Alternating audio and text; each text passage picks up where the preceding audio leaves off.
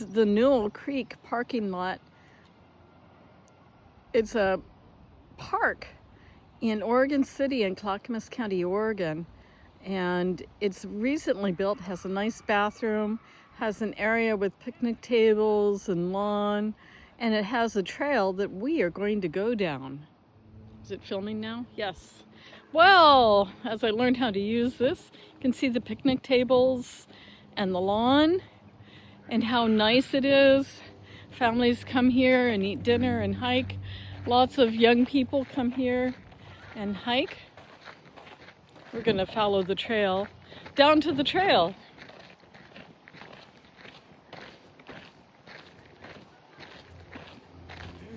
You can hear some young people or kids are playing over there. You might be able to hear them.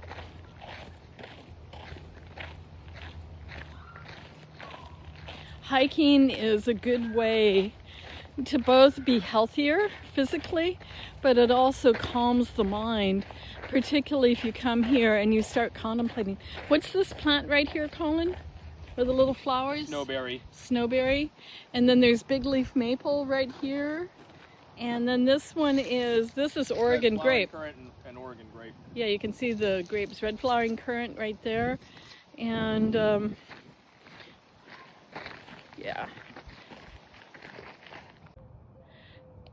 And this is the entrance. Obviously, this was once a road that went through, and they don't want people to drive their cars down it, because if you put up a sign, no cars, somebody will decide that that doesn't apply to them. And so they made it so people can't drive cars. People do ride bikes down here, and there is a bike trail in addition to a walking trail through the Newell Creek Park, Nature Park. Is it called a nature park, Colin? Yes. Okay, Newell Creek Nature Park. This is the bike trail. So bicyclists can take this trail and stay away from walkers, which keeps both bicyclists and walkers safer.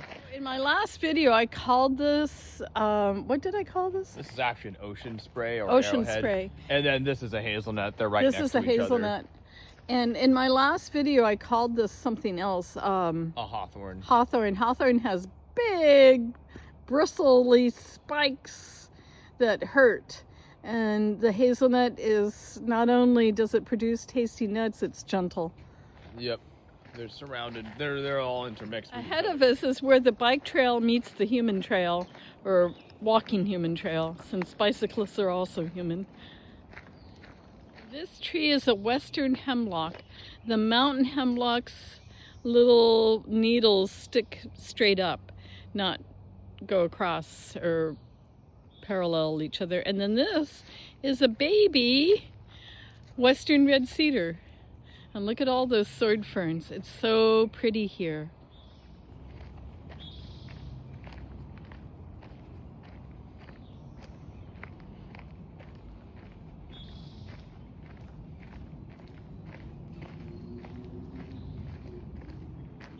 It looks like somebody came along and brush cut.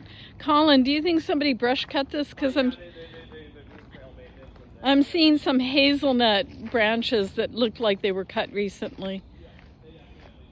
Colin, I'm going to show him the big leaf maple leaves. Look at how gigantic these leaves are. Now, I'm a small person. Look at my hand when compared to the leaf.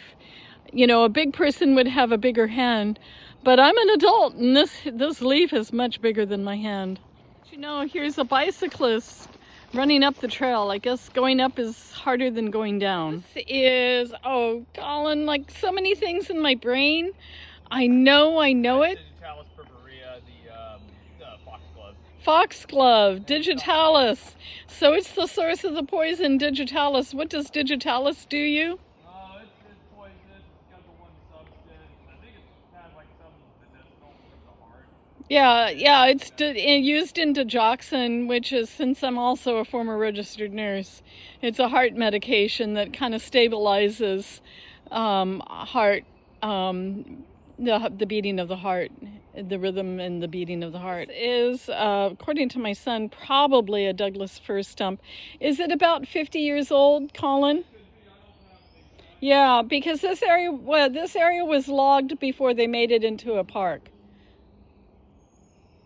Colin? This area was logged before they made it into a park, right? And what happened is, what people don't realize, the Doug firs were about 3 times this width. The really big old ones, the ones that were 800 years old. And we've seen a few of them because we like to go into nature and hike everywhere. And this would have been a little bit wider, maybe a foot wider when the bark was on it. And it's just gotten old and decayed. Cedar trees last a lot longer. Doug firs decay a lot faster. Some people sitting on the bench up there. There's places, a few of them, benches where you can sit and contemplate. This is another one of the bridges. They had to put rocks in cages to stabilize the slope for this bridge. You can hear the creek. Maybe you can hear the creek. I don't know from your side if you can hear the creek, but I can hear it. It's rushing through the rocks. And maybe I should look at what I'm looking at. So,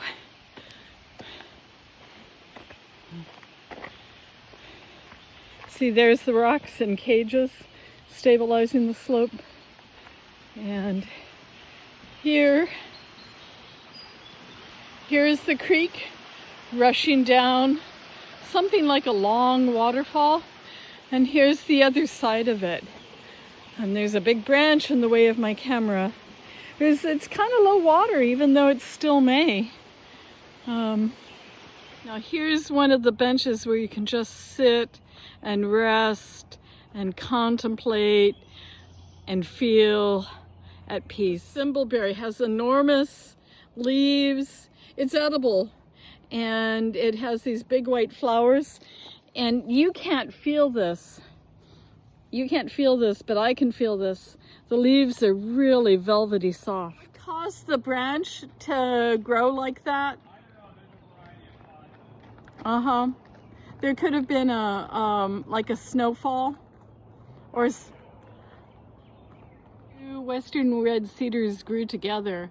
And the truth is, see how wide that is? Although that's 2 trees, that's what the ancient trees that were logged from here were like, that massive. But the trees which grew together like this were not able to be used because they would have irregularities in them. So the loggers left them, and we get to see a little bit of what the forest was like before everything was logged here in Oregon. This is the end of the trail. You can hear the Highway 213 over there. Well, maybe it isn't the total end of the trail and we've just never walked this part. That's the bike trail. Oh, my son told me it's the bike trail. So here's the cedar. I just want to show you the difference between cedar bark and Douglas fir bark. Both of these trees get really massive. These are small trees compared to what the old growth, real old growth can get like. Old growth is 800 years old. And the cedar is a high quality wood. It makes chemicals that are rot resistant, so it can last a couple hundred years. So this is why they like to do things like make benches and make houses and siding for houses out of cedar. Don't they make siding for houses out of cedar? And they'll find a Doug fir. Here's an easy to find Doug fir. It's right across the trail. You can see the difference in the bark. This wood is not so rot resistant, but it's just a very high quality wood, so they love cutting it down and making houses out of it and other things out of it. It's not rot resistant, so if this were cut down, the stump might be pretty decayed within 50 years. Just to let you know, this is a massive cedar. Is this easily 6 feet wide, maybe wider? Just to show you, this is not quite old growth, but it's closer. I mean, the oldest of the old growth, the really massive trees. This is old growth, obviously, but just to show you. Now, this is probably going to be the last video because my son has to go to work tomorrow morning.